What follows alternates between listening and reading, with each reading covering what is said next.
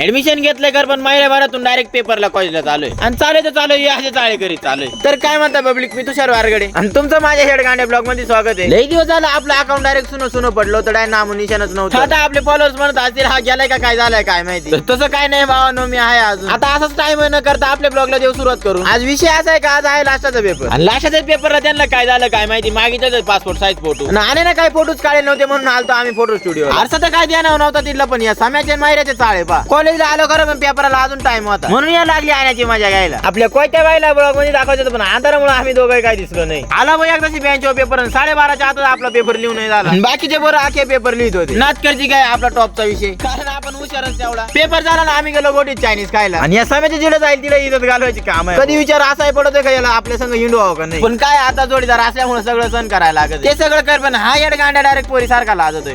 अजून कधी त्यांना कॅमेऱ्यात तोंड दाखवलं नाही. हा आपला समय बाबर इज्जत गेली तरी चालेल पण कॅमेऱ्यात आलाच पाहिजे. एवढं आपलं पोट पाणी करून झालं आपलं. गोटीतूनच आण्या गेला गॅरेजला. नंतर आम्ही 3 प्रकारचे 3 म्हणजे 3 इडियट निघालो डायरेक्ट घरी. हा तुम्हाला एक सांगायचं राहिलं, आजपासून आपले ब्लॉग कंटिन्यू येतील आणि ब्लॉग तर्फे तुम्हाला असायचं काम आपल्याकडे. आणि ब्लॉग आवडला असेल तर तेवढंच गरीबाला फॉलो करून टाका. आणि हा आता येड गांड्या ब्लॉग आपला इडच संपू.